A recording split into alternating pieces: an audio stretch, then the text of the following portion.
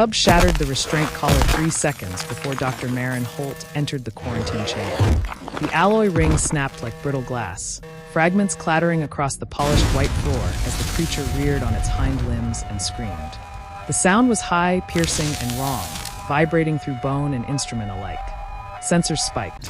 Warning glyphs bloomed across the containment glass. The cub was small, no longer than a human child, wrapped in soft silver-gray fur that made its violence feel obscene. It looked like something meant to be held, not feared. Yet it tore into reinforced equipment with claws that gouged metal and teeth that shredded hardened polymers. Marin stopped in the doorway, medical case still sealed in her hand. She didn't flinch. She didn't speak. She watched as the cub hurled itself at the energy barrier, struck it again and again, 6 eyes blazing with wild, fractured focus. Each impact sent tremors through the chamber. "How is it still moving?" demanded Overseer Kelm, his segmented limbs twitching. "We administered enough sedatives to drop a mature Graxian bull." "It metabolized them," replied the technician weakly. "Then it ate the drone." On cue, the cub spat twisted fragments of metal onto the floor and growled at empty air. The sound scraped across nerves like broken glass. Marin stepped forward 1 pace. The cub froze instantly, attention snapping to her with predatory speed. Its lips peeled back, revealing too many teeth, all slick with lubricant and blood. "Doctor," Keln hissed. "Protocol requires you to remain." Marin raised a single finger without looking away. The cub lunged. The barrier flared bright blue, barely holding. Alarm screamed. "That thing has caused over 20,000 credits in damage," Keln snapped. "It's unstable, aggressive, irredeemable." Marin's gaze traced the cub's posture, the way its shoulders hunched, how its rear limbs coiled not to spring forward, but sideways. Her eyes lingered on the fur around its mouth, matted dark. "That's not aggression," she said quietly. The cub slammed into the barrier again, then staggered, claws skidding. It shook its head violently and growled at the far wall. "That," Marin continued, voice steady, "is terror with nowhere to go." The room fell silent except for the cub's ragged breathing and the low hum of failing containment fields. Marin set her medical case down. Then she did something no one else had tried. She sat on the floor. The cub screamed when Marin sat. The sound surged upward, shrill and vibrating, sharp enough to rattle equipment mounts and set warning lights pulsing. It paced the barrier in tight, frantic circles, claws clicking rapidly against the invisible wall. Every few seconds it struck the field again, testing it, as if expecting pain to arrive late. Marin didn't look at it. She crossed her legs slowly and placed her hands in her lap, palms relaxed, fingers loose. Her breathing settled into a steady rhythm. In, out, even, predictable. Behind the observation glass, Overseer Keln's frill flushed with agitation. "She's provoking it," he muttered. "Humans always think emotional displays are useful." The cub lunged again, then stopped. It tilted its head, ears twitching independently as if tracking invisible threats. 6 eyes narrowed, dilated, then narrowed again. The screaming dropped to a low, uncertain growl.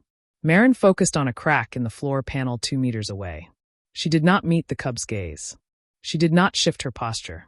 She did nothing at all. Minutes crawled by. The cub circled once more, slower now. Its movements lost their frantic edge, becoming cautious, almost hesitant. It tested the barrier with 1 claw, gently this time, then withdrew as if surprised nothing struck back. A security officer whispered, "It's slowing." Keln's mandibles clicked. "Impossible. It hasn't stopped moving since we found it." The cub sat. The motion was abrupt, almost accidental, as if its body had forgotten how to remain still. Its chest heaved. Fur rippled as muscles trembled beneath. It stared at Marin with an intensity that made several observers step back from the glass. Marin remained still. Slowly, she leaned back until her spine rested against the wall. The movement was deliberate, controlled, non-reactive. The cub's ears flicked forward, then back. Its growl softened into a low, vibrating sound that hovered between threat and confusion. Keln exhaled sharply. "Doctor, containment protocol." "Sure," Marin said, barely audible. The cub flinched at the sound of her voice, then froze again. Its gaze locked on her mouth. It took a single step closer to the barrier. Then another. It pressed its forehead against the field, eyes half-lidded, breathing uneven but slower. Marin did nothing. No commands. No tools. No expectations. Just space. The alarms quieted. The field stabilized. For the first time since its capture, the cub was not attacking. It was watching. Open the barrier. The command cut through the observation deck like a blade. Overseer Kelm turned sharply, frill flaring in disbelief. Absolutely not, he snapped. Doctor, it nearly breached containment twice. That thing is lethal. Marin didn't look back. Her eyes remained fixed on the floor panel, posture unchanged. It's grinding its teeth, she said. Look at the blood along the jawline. It's hurting itself. That is irrelevant, Kelm retorted. No, Marin replied calmly. That's the only thing that matters. The cub shifted its weight, claws flexing against the floor. Its breathing hitched as Kelm's voice rose. The low vibrating sound in its chest sharpened again, edging toward panic. Stop, Marin said quietly. Kelm hesitated despite himself. His mandibles snapped shut. Marin extended one hand slowly, resting it palm up on her knee. The gesture was unremarkable, almost casual, offering nothing. The cub stared at it, 6 eyes flicking between her hand and her face. If it attacks you, Kelm said, voice tight, the council will. It won't, Marin said. She was not certain. She was simply committed. The control panel chimed as Kelm, scales flushing through conflicted colors, disengaged the containment field. The barrier dissolved with a soft hiss. The cub froze completely. Every muscle locked. Its body became a coiled wire of potential violence, eyes fixed on Marin with terrifying focus. Several security officers reached for weapons. Marin did not move. Seconds stretched thin. The cub took one step forward. Then another. Its claws clicked softly against the floor. It lowered its head, sniffing, nostrils flaring rapidly. It stopped inches from the invisible line where the barrier had been. Marin's breathing remained slow. The cub leaned forward suddenly and rammed its head into her knee. The impact jolted her, knocking the air from her lungs. Behind her, Kelm made a strangled sound. The cub pressed closer, vibrating violently, a deep thrumming sound resonating through its small body. It shoved its face against her leg again, harder, then rubbed its head along her shin with desperate force. Marin sucked in a breath and carefully rested her hand on its head. The fur was warm, trembling, alive. The cub did not flinch. It collapsed against her, curling into her lap with startling weight, claws retracting clumsily as it tucked itself close.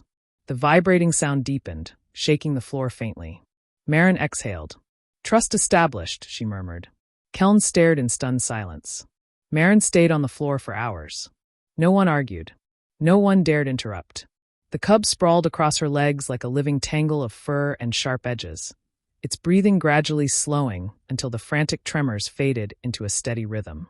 Its 6 eyes fluttered closed, opening occasionally to confirm she was still there. Medical scans showed its heart rate dropping, stress hormones plummeting. Dehydration.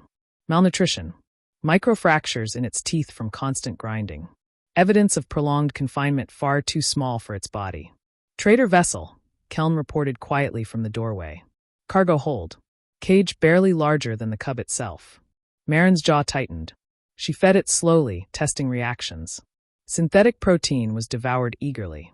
Vegetables were rejected with theatrical offense. Crunchy textures earned enthusiastic approval. Water had to be warm, never cold. The cub followed her everywhere after that. It draped itself around her shoulders like a dangerous scarf, purring loudly enough to make structural sensors complain. It learned quickly that blocking doorways resulted in snacks. That inspections halted when it refused to move. You've created a manipulative creature, Kelm observed one day as the cub lounged atop supply crates, forcing workers to step around it. I've created safety, Marin replied. Reports were filed. Protocols rewritten. Charges pressed against the traitors. Rehabilitation extended indefinitely. The cub learned names before commands. Learned that silence did not precede pain. That hands could exist without demands. Weeks later, it assisted station crews by curling into tight maintenance spaces and refusing to leave until someone laughed and bribed it with food.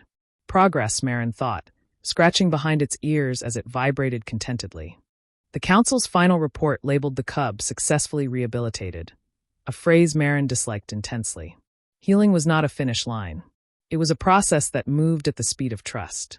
The cub slept beside her now, pressed against her side, claws flexing gently in dreams that no longer made it scream. It still growled when strangers approached too quickly. It still watched hands carefully. But it no longer attacked first. Kelm joined her one evening, observing quietly. You never trained it, he said. No, Marin agreed. I listened. The cub stirred, ears twitching, then burrowed closer. Somewhere in the station, a worker sighed and produced a ration bar without being asked. Marin smiled.